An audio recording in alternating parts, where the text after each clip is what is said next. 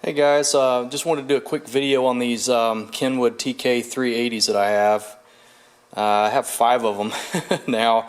I got 2 of these full Keypad DTMF versions, and the rest of them are the where they've got the 4 buttons on the front that are programmable. And they also have this button up here that can be programmed too. I think when police use these, they had this program to be either the emergency or man down button that would send a signal out, emergency signal out to their dispatcher, that kind of thing. You can actually set it up to do it radio to radio too with the Fleetsync activated on these radios. But what's cool about this is you can send out the DTMF tones while you're keying the mic. So if you have, like, I've got one of those simplex repeaters, and you can send commands to it over RF with the DTMF keypads, you know, whatever sequence to change your settings and that kind of thing. So that's pretty cool. Tell you what, let me lay this down. It might be a little easier with this camera. I can kind of show you how I've got it programmed right now. Got this button here, steps you, I'm going to have to hold it. It steps you through the different channel groups that I have. So that first one there is just all the simplex channels. And I've got this one set up there, all the simplex, but I have some PL tones added. I'm going to take that out though because I added the user selectable tones, so that you can do that a different way. And I have the GMRS channel set up to work with Fleetsync, just really for demonstration purposes. And then I have the repeater channels with no PL tones, just open. I can add PL tones with the user selectable tone function. And then here's the North Georgia GMRS channels. And then I've got some other GMRS repeaters in Georgia in here. I've got all the channels prefaced with that GA, so I know it's Georgia.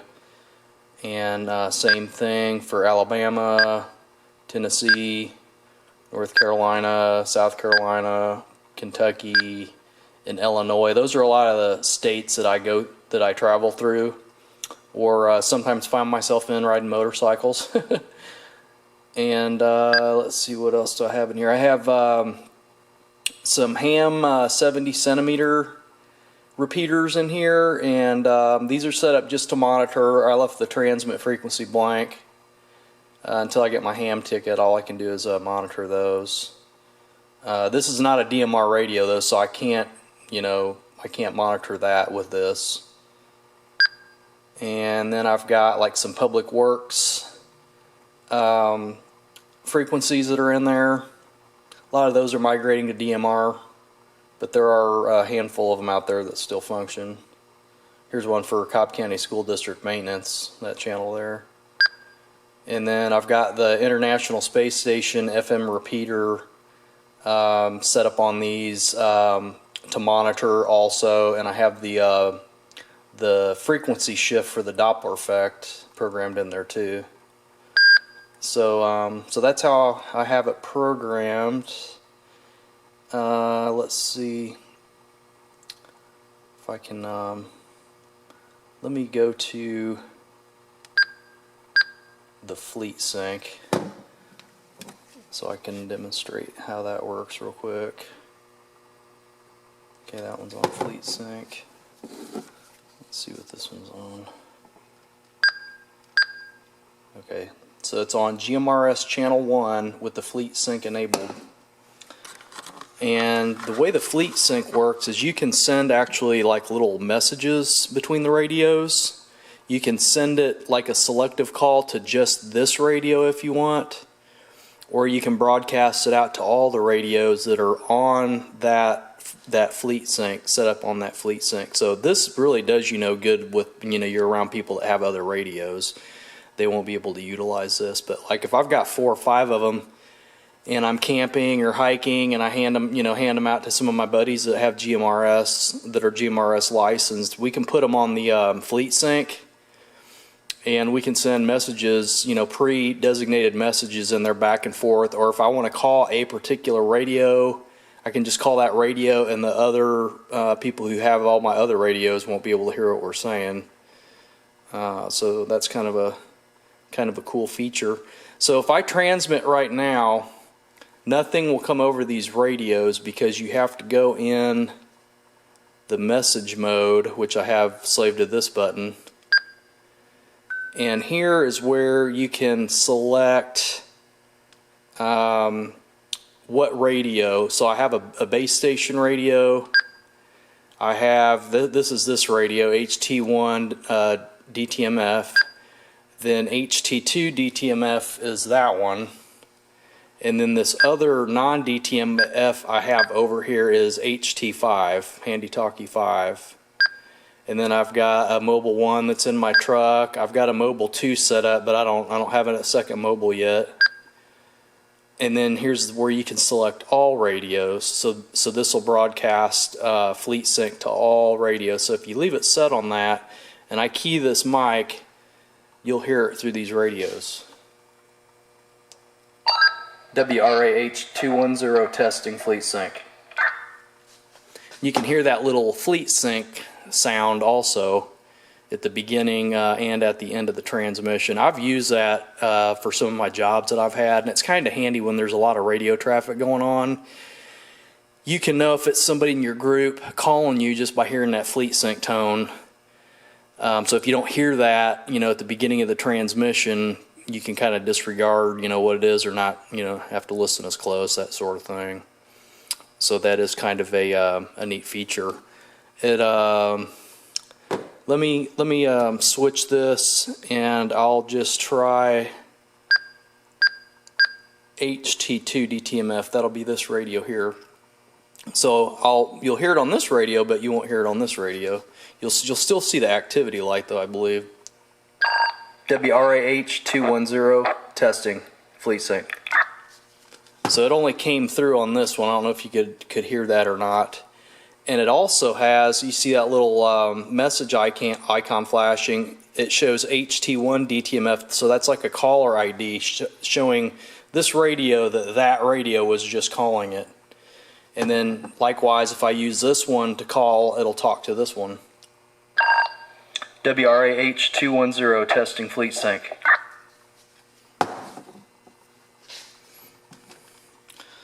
So that's pretty much how that works. And then you can also do, let me switch this back over to all radios, so you'll see it on both of these, not just one of them. And in the message mode, if you hit that button again after you select that you want to talk to all radios, here's where I have these little pre-programmed little like text messages almost. So I've got one in here to let the other radios know to go up one channel on our current group, or go up 2 channels, go down 1 channel, down 2 channels, go to group 1, which is just like the regular simplex GMRS, go to group 2, go to group 3. That would mean like go to those groups but stay on the same channel number. Or go to Pine Log, switch over to the North Georgia GMRS repeater, go to Sassafras, monitor FM radio, let the other radio operators know to monitor those, monitor AM, monitor ham/VHF, UHF, single sideband. And then like if somebody sends you a message like, are you home?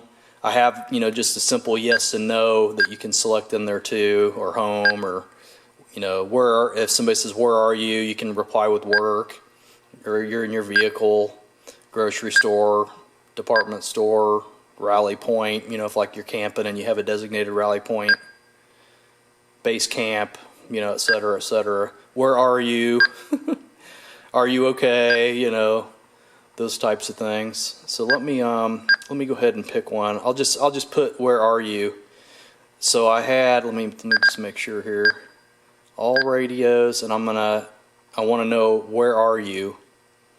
So all you have to do is key the mic, and it's going to send that message to these radios.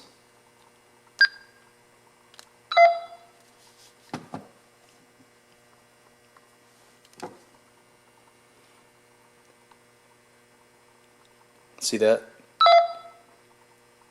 It's saying what radio sent that message and what the message is.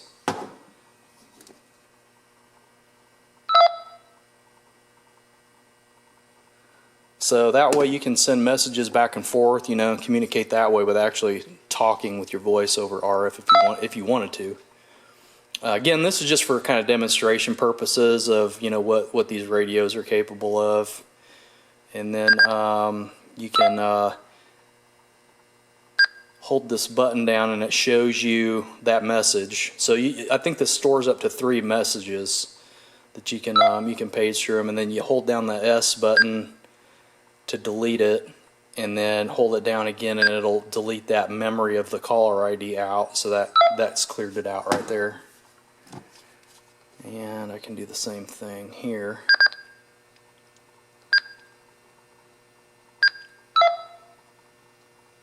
Okay, so that's cleared out of that one.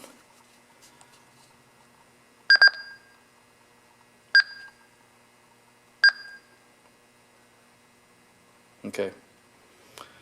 So those are all cleared out, and then of course I didn't show this a second ago. If you know, you're wanting to change the channels on it, you use this rotary knob up here, and you'll see it change the channels there. I've got the interstitial channels that you're supposed to only use half a watt on, not on these, because on this group of simplex channels, I have them on there just for monitoring, but because these radios, I had Gary Atlanta 60, when I had these up at his shop, he set these up to be 2 watts on low power and 4 watts on high power, so you can't do a half a watt on these. Let me go show you. So here's all the North Georgia GMRS repeaters: Bog Ground, Pine Log, Noonan, Sassafras, etc., etc. I think I have the new tones for the McDonough repeater in there too, and I believe I have the new Blue Ridge 700 in there. Nope, I don't have that in there yet. I need to add that. I don't know if it's online yet or not, but I'll add that that new Blue Ridge 700 in there too. And I've got these antennas. These are I think they're 450 to 470 antennas. I think there's a little bit more of a split with this longer antenna, so these shorter ones actually seem to work better, and I just like them like that because they don't catch on stuff as easy too. This side buttons over here, this bottom button will do the backlight, and it does it for 5 seconds. If you're hitting other buttons while it's on, it extends it for another 5 seconds. So if you hit it to look at it and then you start messing with it, it'll stay on until you quit, and then it'll wait 5 seconds and then shut off. And then I have this button set up as the monitor button. So it's on, you know, it's like having your squelch set to 0. And instead of having to hold it, you know, momentary, I just have it set up as toggle. So you hit the button and it toggles your squelch off, so you can monitor, and then if you hit it again, it turns it back on. So that's kind of a cool feature to have. Let me show you on. I guess I can show you on this one. I've got this set up for accessing functions that I have assigned to the keypad. It gives you a little bit more option there. So function 1 removes the that channel from scan. So let me put that back on. See how it's got that little upside down triangle next to it. And then let's see what I have 2 set up. Oh, that's for 2. It's to change the power from high to low. So it's already on low. So it won't work on that particular channel. And then let's see what 3 is. 3 is talk around. See how it's got talk around there? So if you're on a repeater channel, you can go to talk around and talk simplex to somebody, you know, if you're close enough to them.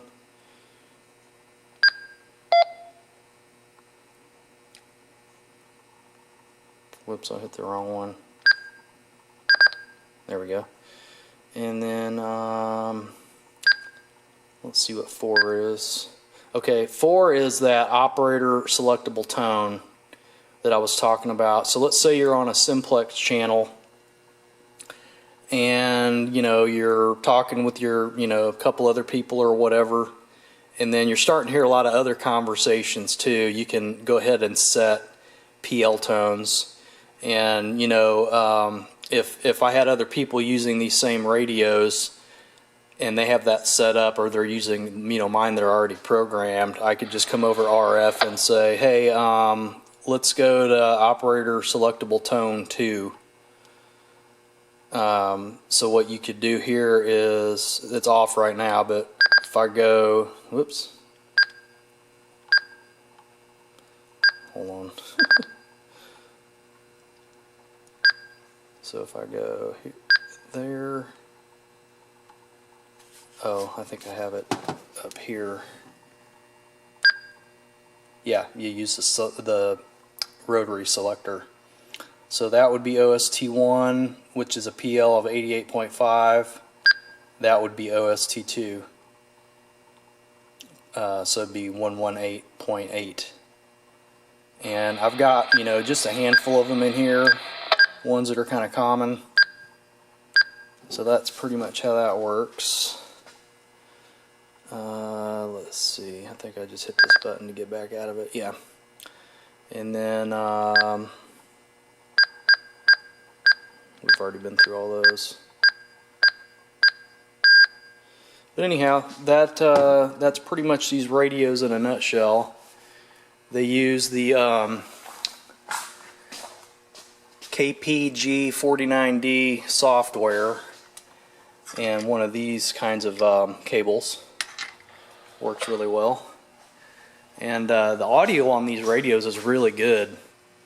I think other people have told me that I sound good on the air on these, and they sound, you know, really good when I'm just using them simplex here. You know, even compared to my my BTEC radio. Atlanta 127. There's somebody calling on. Well, it's probably coming through the network, but I've got it set up on sassafras right now. Volume level on it's, you know, decent. I think if I were you know, cop or EMT and was using this, I think I'd prefer to have the LCD up here on top. That way when you've got it in a holster, you know, on your hip, you can look down and you can see the screen without having to, you know, take it off and actually look at it. So I think Kenwood did make another series of radios that were similar to these that were like that. But, you know, for just regular GMRS use, that's fine. But, like I said, I've got 5 of these. I was just curious how getting through. I'm thinking about selling this one. I've got 2 antennas. I've got this antenna, and I've got a brand new one of these in the package. And I've got this charger right here. This one's more of a rapid charger. This one's a little bit slower, but that would be the charger I would have with it. So if I decide to, you know, to sell this to somebody on the group, I actually got this radio, was given to me for free, and I believe it's got a used battery in it, but it's a decent one. It holds a charge. I had it on monitoring most of the day here not long ago when I had COVID and had nothing else to do. And as you can see, it's in pretty good shape. This one's got a little area on the screen where it's bled a little bit, the LCD, but I mean, it still looks fine. It's not all, the radio's not all beat up. So I would probably give somebody a really good deal on that, especially a newer member. But anyway, just wanted to do a quick video on those and kind of demonstrate that Fleetsync. Like I said, for just general GMRS use, you know, it may not be needed, but I could see it being handy like for camping or hiking, you know, if you had several people and you had enough of these that you could hand out that were already programmed. All it would take is a little hands-on training, you know, to see how it works and go from there. So anyhow, just want to do that quick video. Hope you guys enjoy it.